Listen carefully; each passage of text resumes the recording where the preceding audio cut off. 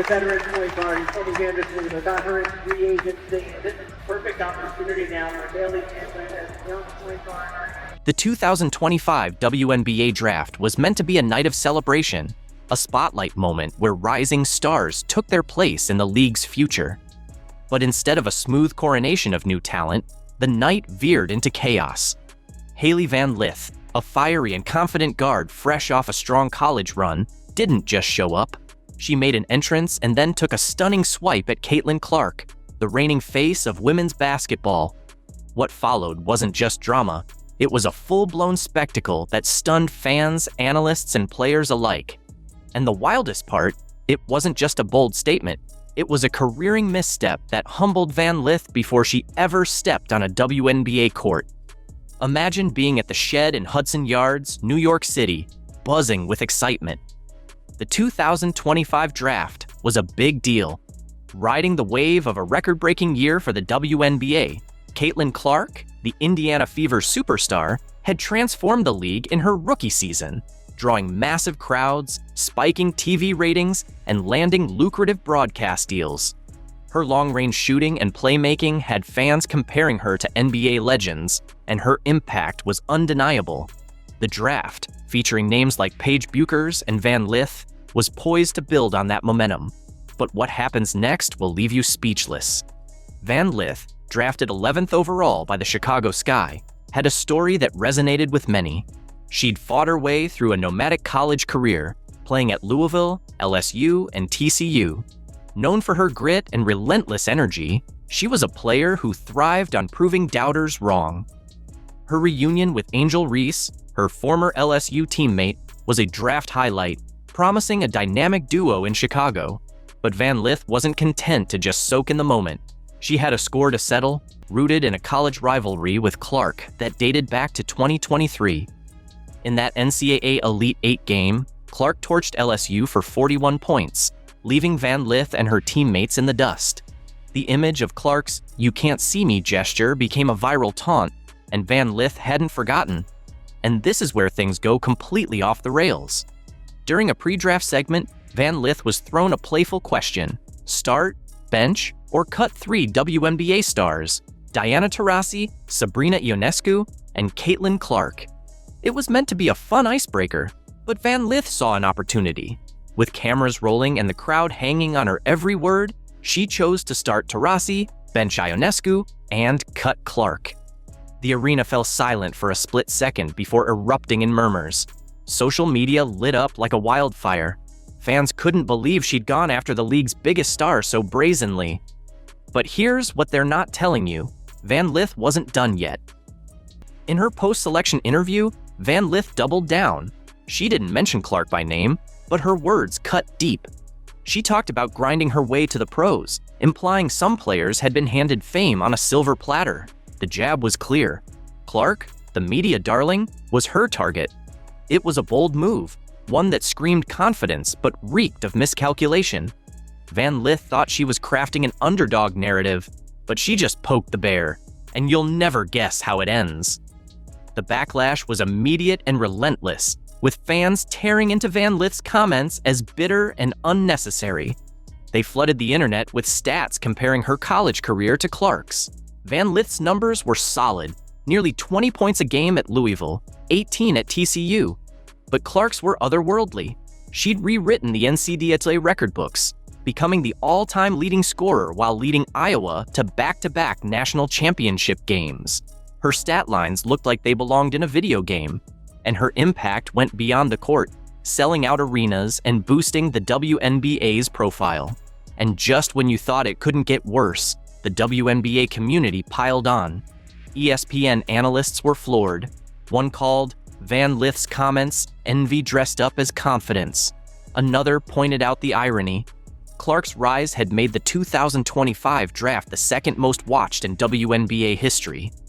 With 1.25 million viewers tuning in, by shading the player who'd put the league on the map, Van Lith wasn't just starting a rivalry, she was alienating the very fans and players she'd need to succeed. Even current WNBA stars took notice, with some quietly unfollowing Van Lith on social media. The message was clear: you don't come for the queen unless you're ready to back it up. But what happens next is truly insane. The real gut punch came from Clark herself, though not in the way you'd expect. While Van Lith's words were dissected online, Clark stayed silent. No tweets, no interviews, no petty clapbacks. Instead, she let a single moment speak for her. A cold, knowing smile caught on camera as Van Lith threw her shade. It was the same look Clark had worn in college when opponents tried to get under her skin, right before she buried them with a deep three.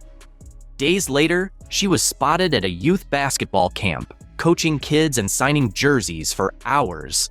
The contrast was stark. Van Lith was chasing clout while Clark was building a legacy. And here's where everything changes. Just weeks after the draft, Clark made headlines by stepping onto the court during a Pacers game to toss out merch, stealing the spotlight in the process. No other rookie had ever drawn this much attention. In a preseason matchup, she reminded everyone why she's the league's biggest attraction, dropping 28 points, handing out 8 assists, and pulling down 5 rebounds. She hit deep threes and ran the offense like a veteran. Meanwhile, the cameras caught Van Lith still in warm-ups, waiting for her moment. Social media erupted, flooding timelines with memes of Clark cooking while Van Lith looked on from the bench. The numbers told the story.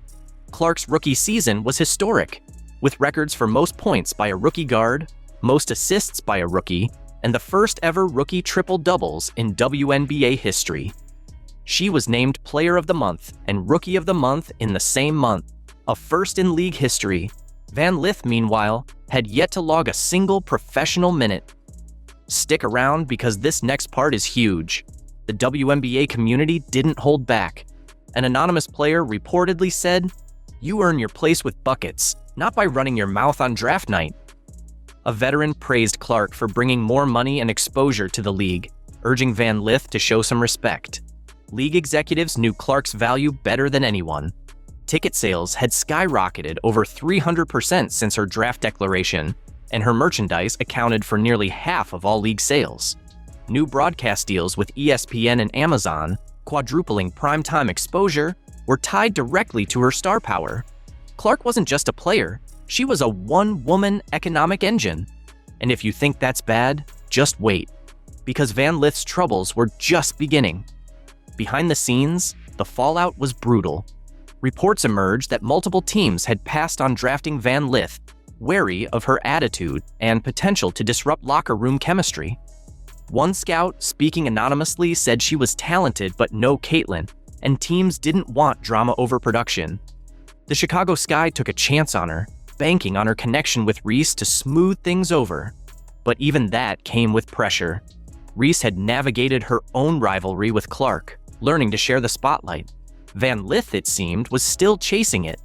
And the final twist? It's something no one expected. The WNBA season opener pits the Sky against Clark's Fever, and it's already the most anticipated game of the year. For Van Lith, it's a chance to prove her words weren't empty. But the pressure is crushing. Every missed shot, every turnover, every moment she's on the court will be compared to Clark's performance. Fans are already hyping Clark to drop another 40, with memes predicting a humbling for Van Lith. Her draft night comments didn't just start a feud, they set an impossible standard for a rookie yet to prove herself. And by the end of this, you'll understand why this is so important. Clark, meanwhile, remains unfazed. She's not here for the drama or the headlines. She's in the gym, as shown by her going 50 for 54 from 3 on her birthday. Her focus is on championships, not sound bites. Her rookie season set records, fastest to 100 three-pointers, most assists in an all-star game, and countless franchise milestones. She's not just a star, she's the league's future. With teams reshaping marketing plans and cities bracing for sold-out games when she's in town, Van Lith's jab may have earned her a few retweets, but Clark is earning respect. One jumper, one pass, one packed arena at a time. For Van Lith, the road ahead is steep. She didn't just pick a fight, she picked the wrong one. The WNBA isn't college, where rivalries can thrive on trash talk alone. This is a league finally gaining traction thanks to Clark's hard work and humility. By trying to tear her down, Van Lith misread the room and painted herself as the antagonist, before earning the right to be a rival. Every game she plays will be a referendum on her draft night words, with fans and analysts ready to pounce on every misstep. You'll want to see this through to the end. Trust me. As the dust settles, one thing is clear. Caitlin Clark doesn't need to respond with words. Her game speaks louder than any interview could. Van Lith, on the other hand, has a lot to prove. When the Sky and Fever face off in May, the scoreboard will tell the real story. And that's where everything clicked into place. Because in the WNBA, talk is cheap, and Clark is already cashing checks with every bucket. Is the Van Lith Angel Reese matchup a threat to Caitlin Clark's Indiana Fever? Let us know what you think in the comments section below. Colson chats with Boardroom about her decision to leave the Las Vegas Aces and join the Indiana Fever, the current state of women basketball, what she's been up to in the content game, and much more. Did you hear about the WNBA drama that's got A'ja Wilson seething? Sydney Colson, Wilson's ride-or-die teammate and most trusted friend, just shocked everyone by leaving the back-to-back champion Las Vegas Aces to, get this, join Caitlin Clark and the Indiana Fever. Two-time WNBA champion Sydney Colson is officially signing a one-year deal with the Indiana Fever. So, the Fever just keep on doing what they've been doing. They're not playing no games in Indiana. Yep, the so-called Aces dynasty is finally showing signs of weakness, and Wilson's supporters are losing it. But here's the truth. Out of all the moves the Fever made this offseason, this might just be the most significant. It could be the missing piece that takes Indiana from promising to downright dangerous in the championship race. Obviously, you made a big change in leaving the Aces for the Fever. What made you want to join Indiana? Here we go. Sydney Colson stated it was a variety of things. There was a new coaching staff. Amber Cox was a big part of that. Kelsey Mitchell, I played with her for the first 3 seasons. Joanna Bonner and Natasha Howard are players I respected from afar. Enjoy their game. Kate Martin, my teammate from the Aces, obviously good friends with Caitlin Clark. They play together at Iowa, and she speaks really highly of her. And obviously, we saw the rookie year that she had. A'ja Wilson wakes up to find her trusted teammate, Sydney Colson, is gone by choice. A 2-time WNBA champion, Colson was Wilson's rock, but something shifted, and she left Vegas seeking more than just trophies. First of all, this WNBA free agency will not let us rest, number one. We literally cannot rest. But also, I love this move again.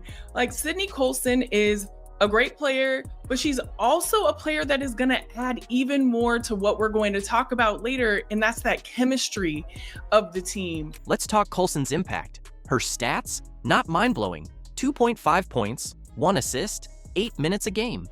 But stats don't tell the full story. Colson was a defensive force and a clutch player when it counted. Remember the WNBA Finals 2 years ago?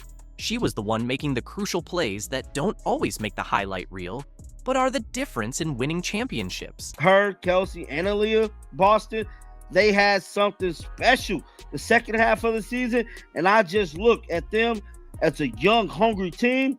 Our veteran president with Joanna Bonner, Natasha, and me coming from winning programs who have been around the league for a long time and can help infuse something in that team that can take them far in the playoffs, bruh. Colson wasn't just key on the court.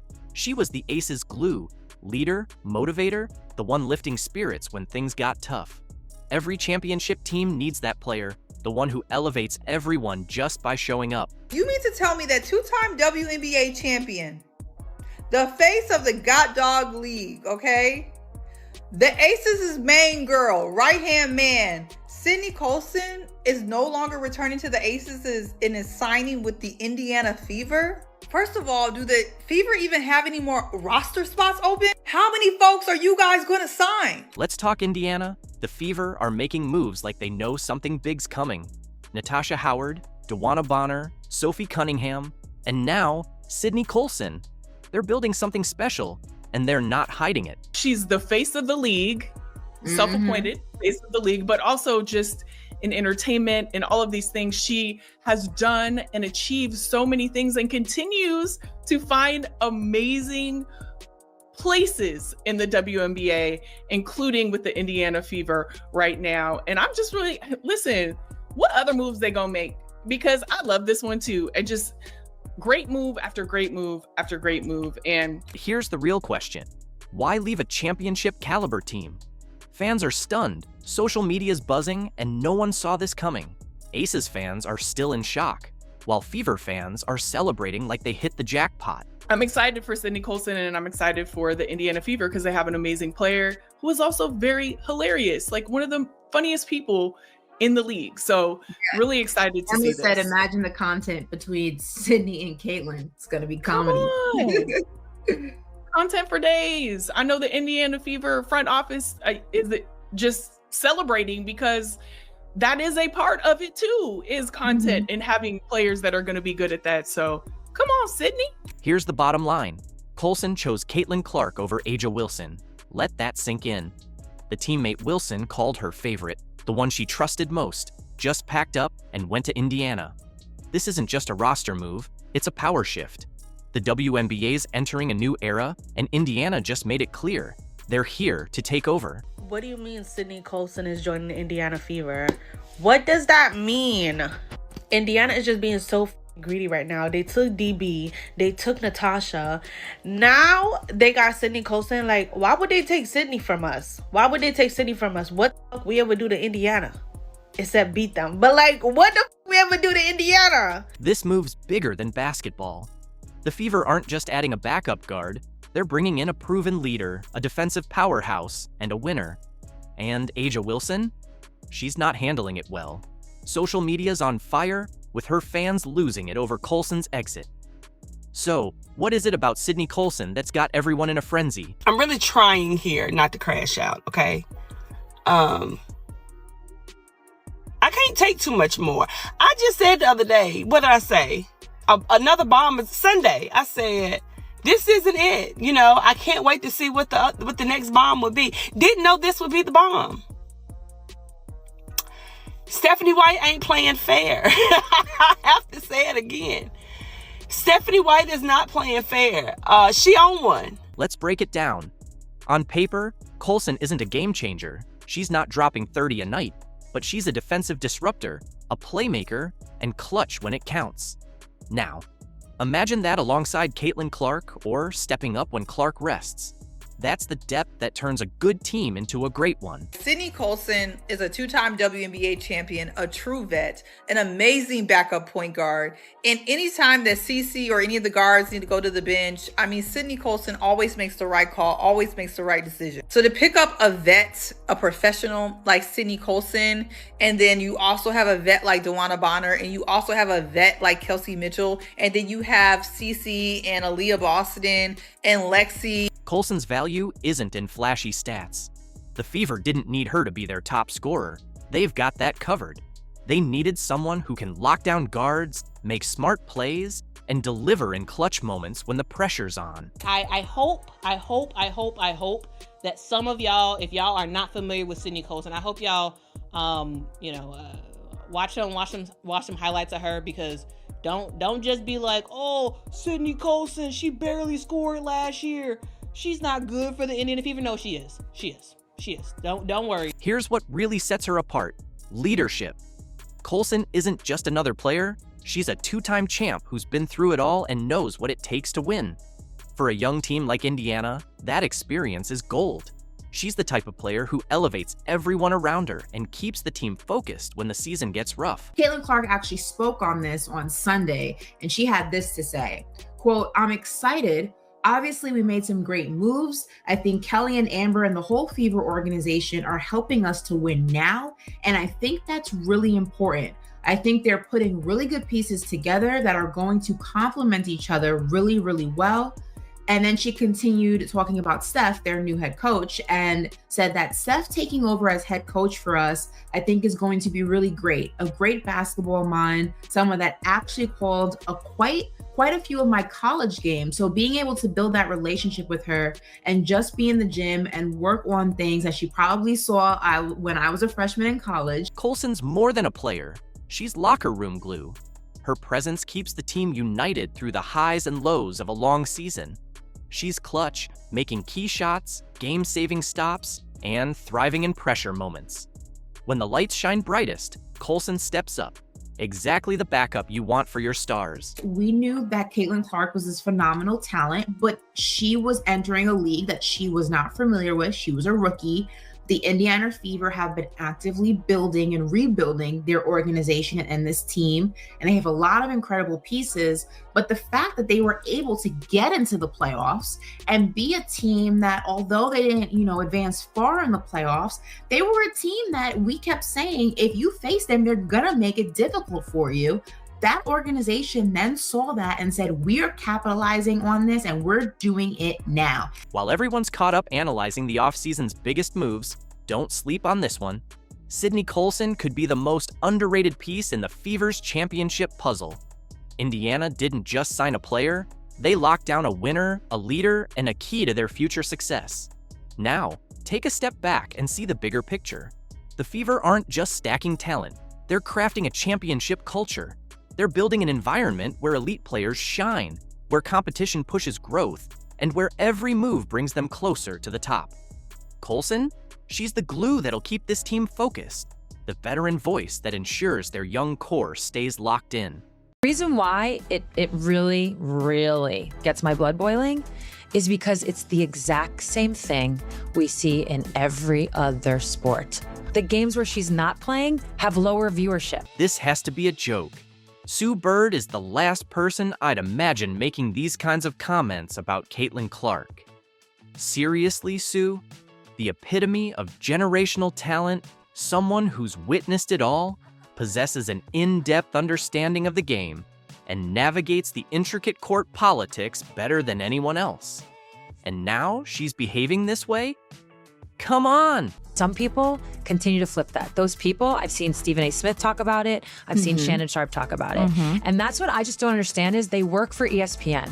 So why are you hating on a product? It's a business you're in. It's not that they can't. This is getting unbelievable. Sue Bird, the WNBA's very own walking history book, has targeted Caitlin Clark. And trust me, it's igniting a lot of conversations. And yet, we don't hear anyone on the Celtics and the Mavs. That is not how this works. It's because there's some players that are just so transcendent that the viewership's going to be insane no matter what. Great. And it has nothing to do with the other players, Seriously, we're talking about Sue Bird here. She's essentially basketball royalty, yet out of nowhere, she launches an attack on Caitlin Clark, the young star who has been driving the league's ticket sales and viewership through the roof. Why?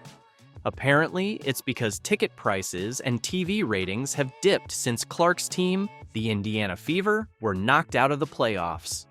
But that's hardly shocking. Clark is a true fan magnet, plain and simple. And to imply that we should just ignore the impact that Caitlin Clark had and still continues to have on this team, this league, this sport. Nah, it doesn't work that way. It doesn't work that way, Sue Bird. Honestly, just look at the Golden State Valkyries, an expansion team that's already sold out around 18,000 season tickets. Clark doesn't even play for them, yet her influence is undeniable. Still, some people keep twisting the narrative. I've seen Stephen Smith discuss it, I've seen Shannon Sharp talk about it, and here's what I don't understand. They work for ESPN. Why are they attacking a product that's literally part of their business? Stephen A. and with Shannon, there's an aspect of them like defending their stances on her. Like, we were right about Caitlin and this is our defense. And I still think there's something twisted there because nobody ever said. It's not that they can't express their opinions, but Sue didn't just mention it and move on. Oh no, she went all out, even pulling Stephen A. and Shannon Sharp into the fray. And let's be honest, those two are renowned for their brutally honest takes on everything. So, what exactly is Sue Bird upset about? Is it Stephen A. and Shannon Sharp calling it as they see it? It's not even like they're wrong. I don't know how you explain, like, honestly, look at the Golden State Valkyries. It's an expansion team. They've already sold out, I think it's 18,000 season tickets. Caitlin doesn't play there. And yet some people continue to flip that. Those people, I've seen Stephen A. Smith talk about it. I've seen Shannon Sharp talk about it. And that's what I just don't understand is they work for ESPN. So why are you hating on a product? It's a business you're in. It's not that they can't. Let's dive into the entire Bird versus Clark drama for a moment. Could this be stemming from bitterness? Let's be honest. Caitlin Clark skyrocketed to become the face of women's basketball almost overnight. She's drawing massive crowds and achieving viewership numbers like no one else ever has. But then Sue steps in, casting shade on anyone who dares to acknowledge the obvious. The WNBA is struggling to keep pace without Clark on the court. Sue Bird calls out ESPN host for, quote, hating on WNBA playoff ratings after Caitlin Clark's exit. You say, what? Why? Why, y'all? Really? This is where we have to go? The WNBA tries to portray its achievements as the product of collective advancement. But let's be honest, is Caitlin Clark truly propelling the league forward? Without her, TV ratings drop, ticket sales plunge, and merchandise revenue disappears. The league should be going above and beyond to keep her satisfied, instead of clinging to outdated pay structures that scream, "We don't truly value you." Fans aren't oblivious to this nonsense. Social media is inundated with demands for change. People are highlighting the absurdity of her salary relative to her impact. It's not just a matter of fairness, it's a business issue. You don't underpay the individual who is vital to your survival. That's not only poor optics, it's poor math. Yet, the WNBA seems too busy celebrating minor growth to realize they're engaging in a risky strategy. If they don't evolve, they risk losing not only Clark, but also the entire momentum she has built. Talented players like her are rare. They're once-in-a-generation athletes who can transform a sport. If the WNBA fails to find a way to compensate her appropriately, don't be shocked if other leagues or opportunities come her way.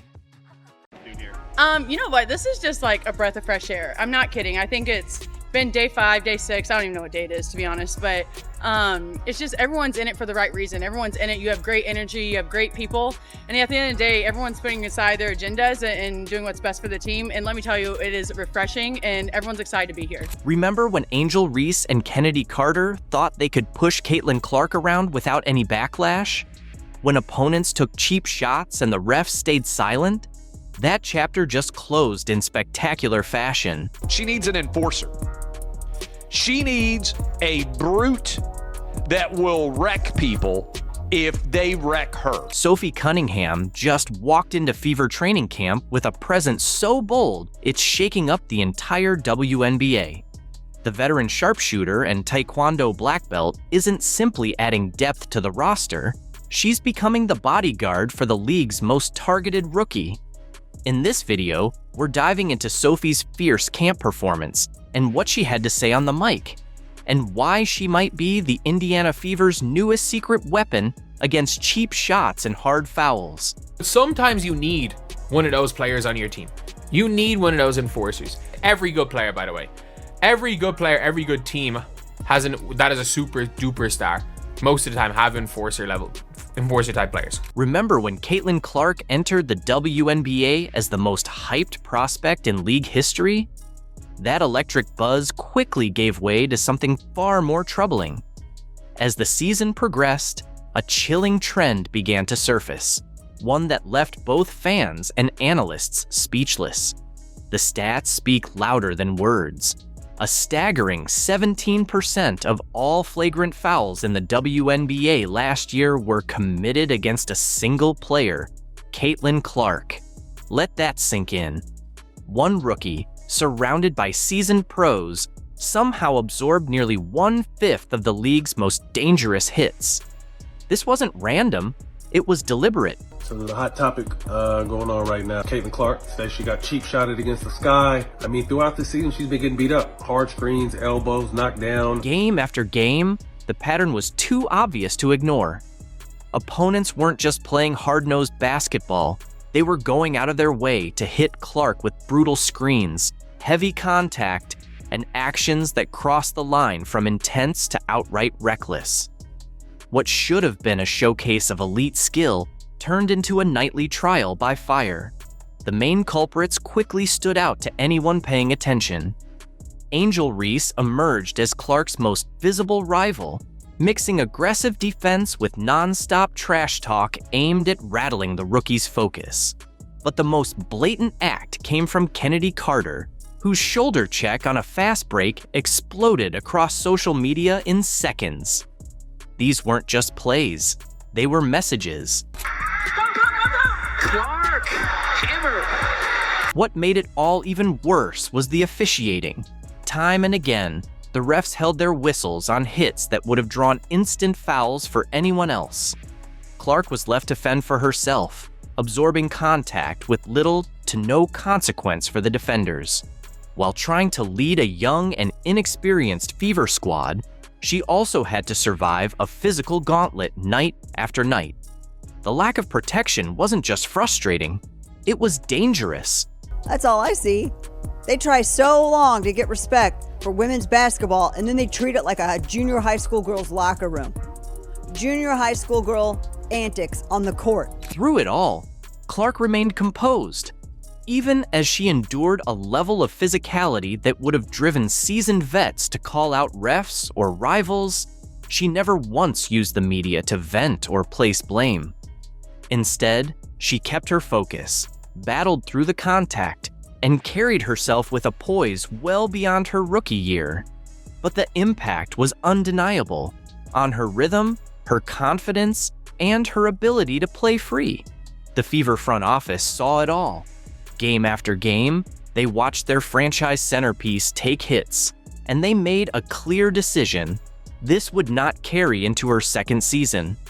Their answer wasn't just about upgrading talent, it was a strategic move to build a roster with one purpose in mind: protect Caitlin Clark. Like, she needs an enforcer, and if it ain't gonna be me, Michelle Rappaport, like, where is Charlize Oakley? Doesn't her team have like a Zavaria McDaniels or a Rakisha Mahorn? She needs like a goon on her team, because when your star player that's bringing so much money, so much attention to the league, and it's a collective, it's a bunch of them, it's been brewing. This wasn't just about stacking wins, it was a clear signal to the rest of the league.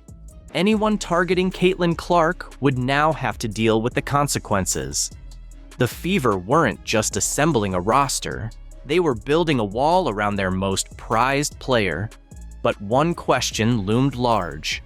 Who would set the tone for this new no-nonsense attitude on the floor? The team needed a fierce blend of talent, toughness, and fearlessness.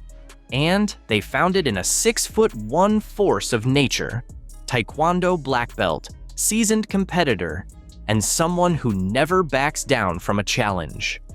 Caitlin Clark was getting hit a lot. She was getting hit a lot early, and they needed their Charles Oakley. You've got that in Sophie Cunningham. Enter Sophie Cunningham, a name already known across the league, but whose purpose in Indiana became crystal clear the moment she stepped up to the mic at training camp.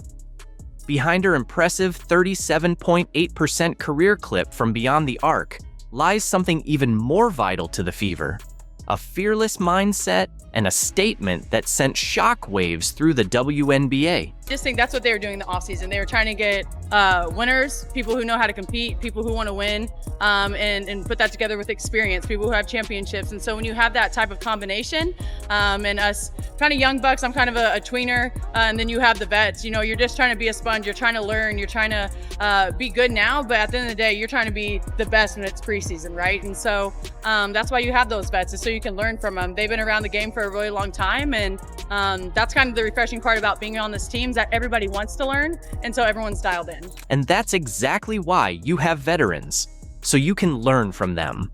They've seen it all, they've done it all.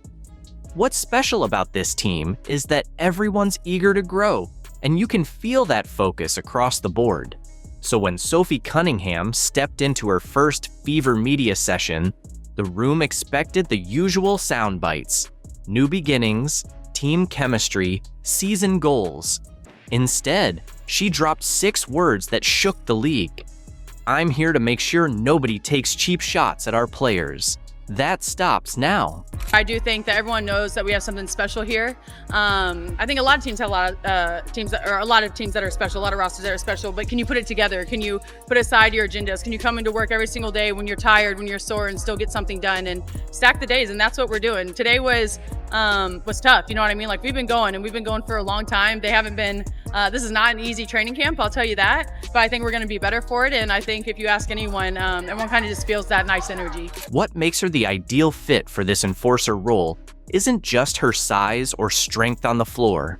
It's her background, rooted in discipline and physical mastery, that directly fuels the way she plays the game. Over the course of her WNBA career, Cunningham has earned a reputation for never backing down, always meeting intensity with intensity. She's exactly the kind of player you want standing between your star and the chaos, an unwavering shield for a team ready to draw the line. So I'm on year 7, and I did not believe people when they're like, hey, when you get old, you're gonna know. Boy, I think I'm starting to get old, and I hate saying that. But no, it's just, we play fast, right? We're gonna be quick. We're a run and gun, we're a shooting team. But with that, you got to get your cardio up. With that, you have to play fast but play smart. And so there's a fine line between that, and we're all trying to get that.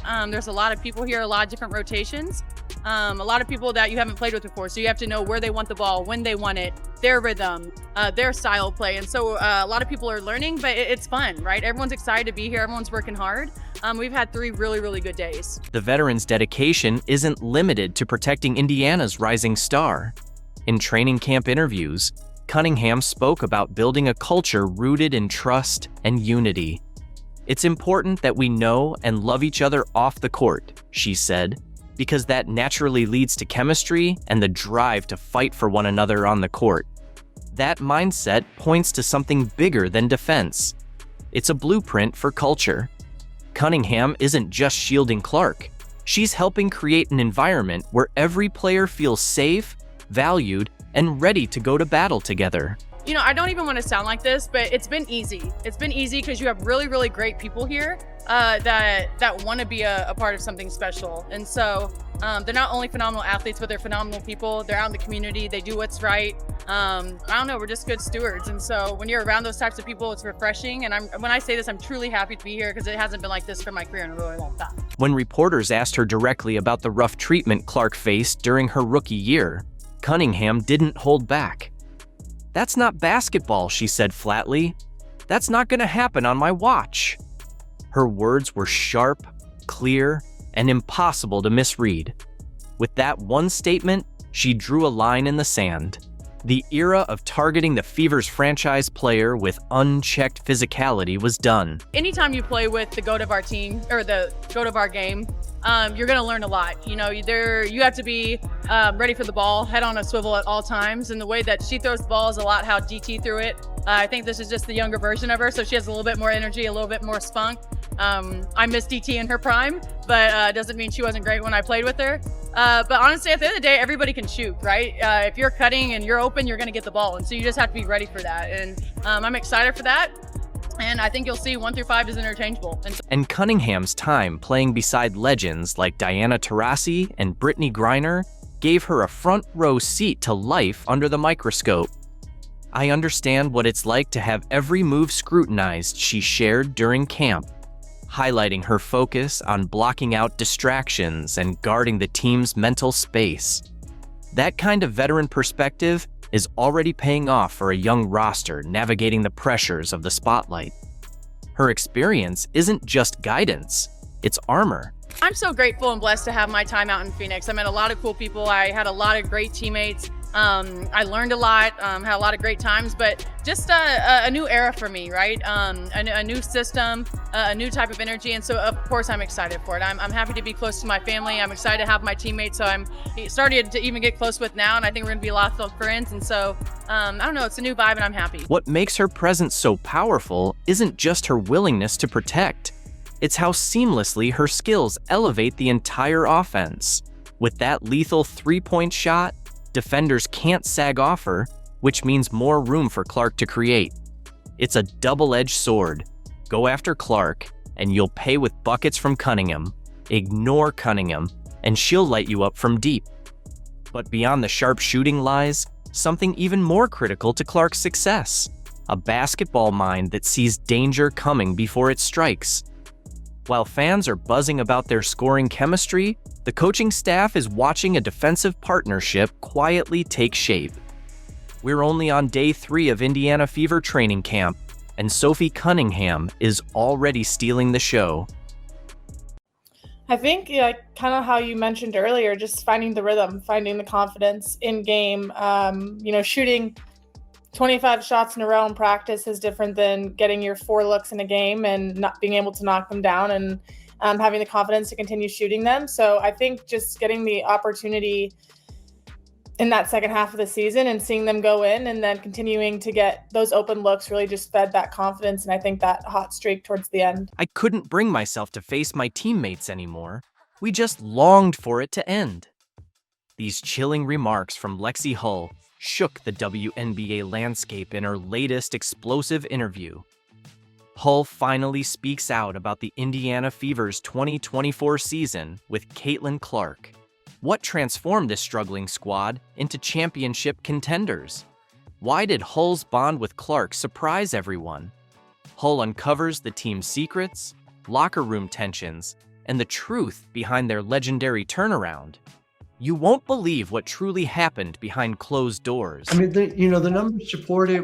We obviously know it is a truism, but even last year, where the numbers were not where you wanted them to be, when you played 10 to 19 minutes, you shot 11% from 3. When you played 20 to 29, it was 22%. You played north of 30 minutes, you were 33%. You were finding it as you went. And then obviously you've elevated all of those levels in the process.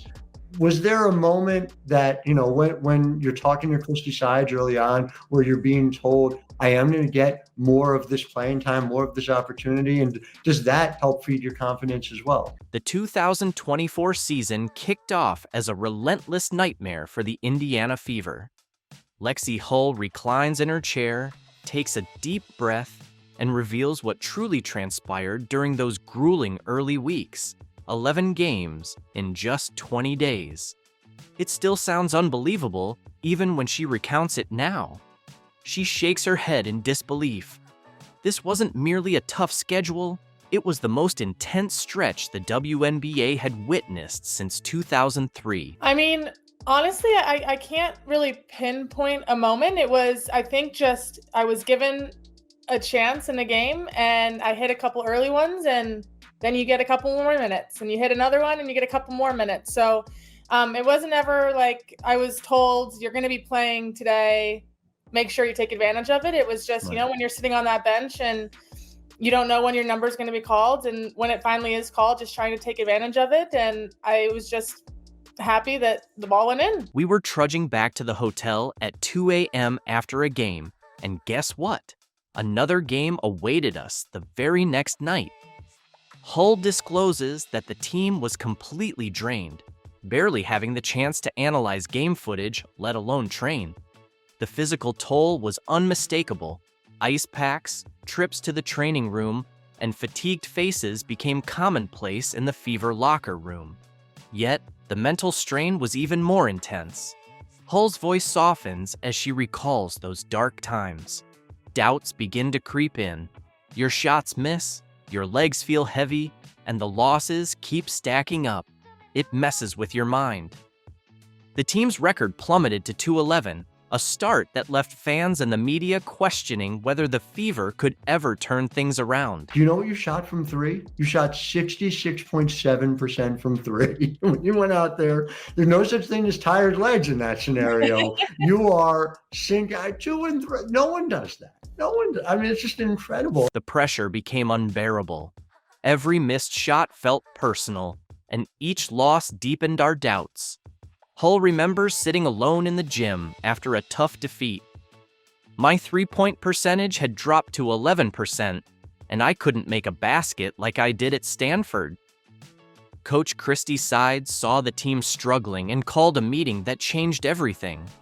Hull's eyes light up as she recounts. Coach didn't yell or give a speech. She listened.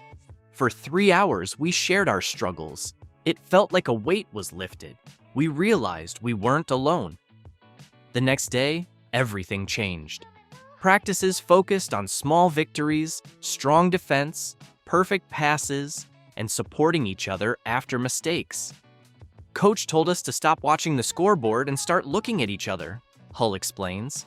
This shift turned the Fever around, transforming them into championship contenders. When did you know that it was finally going to click for you? I mean, yeah, you hit 4 threes early on in the year, on May 25th against Las Vegas. You know, there were signs early on that you were finding it. This before you even were starting. You know, was there a moment where it felt like this was finally happening? And again, was there any sort of off-season change? Was there anything that you were doing differently that helped this happen? Or does the ball just start going through the hoop for you? May the 25th, 2024, the game that changed everything. The Fever faced Las Vegas, the league's powerhouse, and nobody expected them to win. I wasn't slated for major minutes, but then something magical happened. The first 3 shots went in, and it felt different, Hull recalls, imitating her shooting motion. By the 4th shot, the crowd was wild. Hull had found her groove and confidence. This led to one of the most remarkable turnarounds in WNBA history. Her shooting soared from 11% to 47.1% from 3-point range. When the coach gave me more minutes, everything clicked, she explains. In games with over 30 minutes, she shot an incredible 66.7% from beyond the arc. I think for me, we have some incredible playmakers on our team and incredible people that can get you the ball when you're open and create advantages. And so me being one of those people that I'm spacing the floor and I need to knock down those shots. So not only, holding myself accountable to do that as my role and hit those open looks, but also being able to stand up for my teammates and say, thank you. Like you're doing the work, you're doing the hard work, and I'll be here and I'll knock it down when I need to. But the numbers only tell part of the story. The true transformation happened during practice. Hull reveals their secret weapon, midnight sessions after games. While most teams slept, we were in the gym. Coach Sides would spread out the balls and say, "Show me you want it." These late-night practices became legendary. Veterans mentored rookies, and players with limited minutes pushed the starters in scrimmages. The team developed unique signals, inside jokes, and a chemistry beyond basketball. We became more than teammates, Hull says. We became family. Her shooting routine was almost religious, 500 shots before and after practice. She studied film of her successful games, perfecting her form. As her shots improved, the team's chemistry off the court strengthened too. They began having team dinners, movie nights, and community service events. Fighting alongside people you care about hits different, Hull explains. Then everything changed when Caitlin Clark joined the Indiana Fever's practice facility. Lexie Hull recalls, the energy was different. Media and fans surrounded the gym. Hull laughs about her first practice with Clark. I had to rewire my brain, she admits. I'd be running to the basket, and suddenly the ball was in my hands. Caitlin found impossible angles. The chemistry between Clark and Hull developed quickly. They stayed after practice to work on timing and understanding each other. Caitlin would say, "If you get to this spot, I'll find you every time," and she did. But the pressure to perform intensified under the national spotlight. There were games where we felt the weight of expectations and constant attention. It tests you mentally, Hull admits. From nearly quitting to becoming one of the WNBA's deadliest shooters, Lexie Hull's journey with the Indiana Fever is about never giving up.